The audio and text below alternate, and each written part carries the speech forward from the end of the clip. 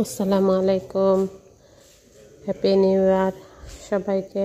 আর নতুন বছরে আজকে নতুন কিছু তো আপনার লগে শেয়ার করলাম। কুরবানির ঈদ নাই, আসলে গরু জবাই করা হয়েছে।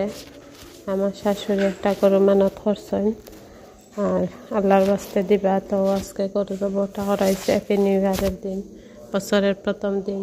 তো আজকে গরু জবাই করিয়া 3 পাট করিয়া একবার মাদ্রাসাত এতিম ছাত্র সকলে দেওয়া হয়ে গেছে, আর এক পাট গ্রামের মানুষরে, আর এক পাট আর কি আমরা আত্মীয় স্বজন যারা আছে তারারে।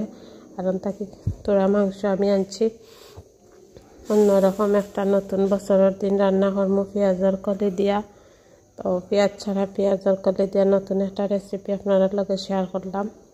তো আমি মাংস দিয়া পরিষ্কার করিয়া সব মশলা দিয়া বেশ করে পেঁয়াজের কলি দিছি, আর গুঁড়া মশলাগুলা দিয়া বেশ একলগে মাখাইয়া মাংস বোনাটা বয় দিলাম। তো তেল দিছি, গরম মশলা, তেজপাতা, সব ধরনের মশলা দিয়া মাখাইয়া ফেলা জেনে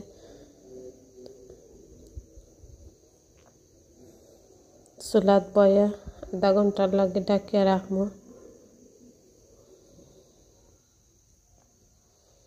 তো আমার আধা ঘন্টা পরে আমার মাংস সিদ্ধ হয়ে গেছে, আমি লামাই লাইছি, আর সুন্দর কালার হয়েছে, আর মাংস পোনাটা দেখতে ভালো লাগে। তো রাতে সবাই একলগে রাতের খাবার খাইমু, আর আপনারা লগে শেয়ার করলাম আজকে নতুন বছরের প্রথম দিন। আপনারা কিলান গেল কমেন্টে জানাইবা।